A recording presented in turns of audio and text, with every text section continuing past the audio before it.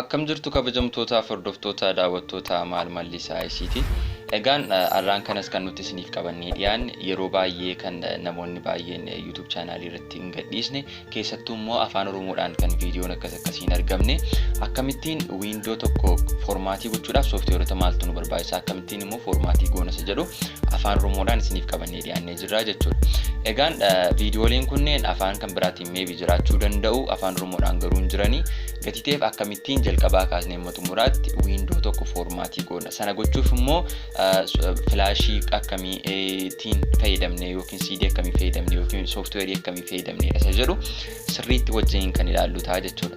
Egaan isinis gamanumaan maal mallisaa ICT subscribe gochuudhaan like gochuudhaan viidiyoo waa'ee kompiitaraaf kompiitar teknooloojii wajjin walitti hidhata qaban garaa nuun gadhiisnu akka daawwattan gamanumaan isin affeerra. Egaan jalqaba irratti kan nuti wajjiniin ilaallu ammaan kana akkamittiin flashii bootable ta'e tokko qopheessuu dandeenya isa jedhu wajjiniin ilaalaa jechuudha. Egaan flashiin bootable ta'e qopheessuudhaaf jalqaba irratti maaltu nu barbaachisa flashii kanaan immoo akkamittiin formatii goona isa jedhus immoo viidiyoo keenya lammaffaa irratti kan wajjin ilaallu ta'a jechuudha. Flashii bootable ta'e qopheessuudhaaf isa jalqabaa kan nuti goonu maalla jalqaba softweerii kanatu nu barbaachisa jechuudha. Softweerii argaa jirtan kanaa jechuudha. Egaan softweeriin kun refuse dha kan isheen jedhamtu. Refuse kan jedhamtu kun refuse softweeriin jedhamtu kun guddinni size on disk ishee yookiin size ishee 1.31 megabyte dha. Baay'ee xiqqoodha jechuudha. Free dha. Buusuu dandeenya website garaa garaa irratti teessee jirti. Gatiteef ishee kanadha kan nu barbaachistu jalqaba irratti. Kanaan alas immoo Windows 10 crack jechuun image disk file kan ta'e Windows ISO Windows nu barbaachisaa jechuudha. So isas qabaachuu qabna jechuudha.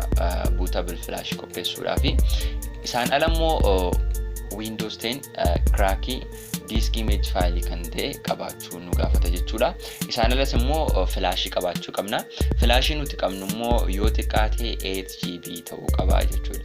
Kanaa gadi yoo ta'e operating ISO kun iyyuu naannoo GB 3 wayii gadi ta'eef yeroo extract ta'ee babal'atee jedhu yookiin yeroo nuti bootable goonu immoo caalaatti size isaa ol ka'uu danda'a. Gatiteef kompiitara keenya irratti formatii nuuf gochuu dadhabuu danda'a. Gatiteef yoo xiqqaate memory flash nuti fayyadamnu yookiin memory nuti fayyadamnu 8GB ol ta'uu qaba jechuudha. Egaan gara viidiyoocha akkamittiin qopheessan isa jedhu irratti yemmuu dabarru jalqaba irratti refuse kan jettu kana banna. So do you want to allow this app to make change to your device? Yes jenna. Sanabot, do you want to allow refuse to check for application update online? Garoonni jedhu no jechuu dandeenya. Sababiin isaas update gochuu nan danda'a gaafa internetii erga sana of keessaa gadi qabuuf jechuudha.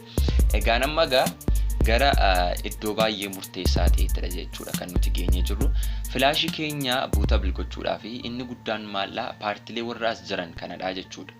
Flashiin tokko asirratti yoo dogoggorree jenne yookiin kompiitara tokkoon dubbisaa yookiin formatiin godhaa yookiin immoo kompiitara tokko immoo hin godhu. Kana jechuun maachuudha asitti wanta nuti goonu flashii akka nuti asitti prepare goonu baay'ee murteessaadha jechuudha. Gatiteef egaan jalqaba irratti sodaachuun qabdanii flashii keenya duwwaa irrattidha wanti kun kan inni hojjetu. Flashii keenya kan 8GB ol ta'e USB port isaatti gochuu qabna. Sana booda innumti yoo ofiisaatii flashii nuuf filee jira amma fakkeenyaaf device nuti irratti ISO kana feenu nuuf qopheesse. Asitti kan nuti filannu disk or ISO image kan jettu kanumadha jechuudha. Default maayila kan nuti irra dabarru ishee kana filanne. Sana booda jalqaba irratti flash keenya nu filatee jira. Ankooma fakkeenyaaf flash inni filee jiru GB 16 kan ta'e kan anti saakee kennu filee jiru. So dhufnee iddoo kanatti select ishee jettu kana asiitii filannaa.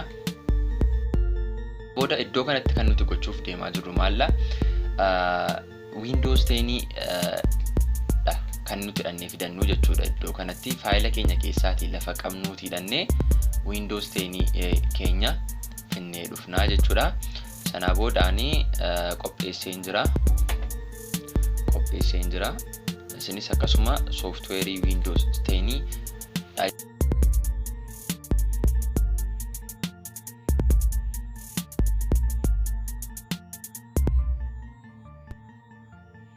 jettu yookiin Windows 10 crack ishee jettu kan qabaachuu qabna jechuudha. Windows 10 crackii kana hin qabnu taanaan wanta nuti hojjennu tokko iyyuu hin jiru jechuudha. Kan immoo akkamitti argachuu dandeenya? Inni jalqabaan Telegiraamii irraa isiniif nan ka'a. Sanaan ala immoo Telegiraamii maal mallisaa ICT jedhu irraa isiniif nan ka'a. Sanaan ala immoo kan isittiin argachuu dandeessan Windows 10 Pro jettanii search yoo gootan bifa kanaanii diiskii image faayilii isaa argachuu dandeessu jechuudha. Gatiiteef isinis Windows 10 kana daawunloodii gootanii fudhattu jechuudha. Sana bifa kanaan gaafa okay irratti goonu asiitii faayila kana Windows 10 crack ISO jedhee nuuf fidaa jechuudha. Ittaanuudhaan partition ishee jettu kanarrattidha jechuudha. Yeroo baay'ee kan nuti baay'ee of eeggannoo gochuu qabnu jechuudha. Yeroo hundumaa kompiitarri keenya yookiin GPTdha yookiin immoo MBR ishee jettu kanadha jechuudha. Ishee kana adda baafachuudhaaf gara command irrattis barreessuun hin danda'ama. Yeroo baay'ee by default computer annamummaatti formatii gochaa jiru kan naqoonnaman MBRdha. MBR ishee jettu kanadha. Garuu immoo yeroo al tokkos immoo GPT kan jedhu kunis naqoonnaman jedhu gatiiteef GPT fi MBR kana akkamittiin adda baasuu dandeenya computerri keenya akkamiin dubbisaa ilaa fakkeenyaaf amma asiitii GPT yeroo goonu asiitii nuuf jijjiira target systemii nuuf jijjiira jechuudha. Yeroo nuti MBR goonu immoo akkasuma target systemii nuuf jijjiira jechuudha. Target systemii keenya jijjiirame jechuun immoo wanta nuti hojjechaa jirru kuni milkaa'uu dhiisuu danda'a jechuudha. Targetii sanuun asii goonee fi computer sun wal arguu dhiisuu danda'u gatiiteef. Sana booda MBR ishee jettu kanarra keewwanna.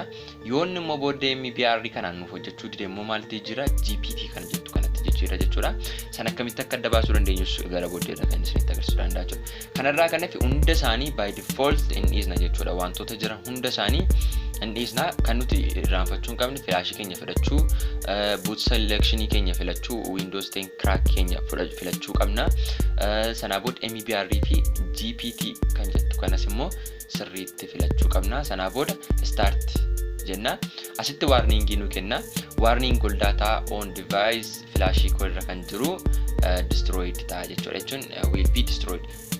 Formatii ta'a jechuudha. Flashiin keenya sun gatiiteef data flashii keenya irraa qabnu sana suuraa garaagaraa wantoota garaagaraa flashii keenya irraa qabnu sana iddoo kan biraa backup qabaachuu qabna jechuudha. Sanan ta'u taanaan flashii keenya irraa wanta jiru hundumtuun badaa gatiiteef flashii keenya irraa wanta jiru booddee kaachuu qabna jechuudha.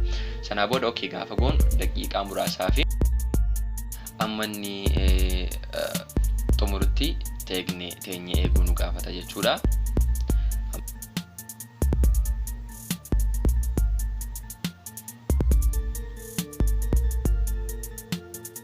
Tole gaama kan koo ready gatiiteef gabaabamatti flashii koo bootable ta'eera jechuudha. So close goonii keessaa booduwaadha.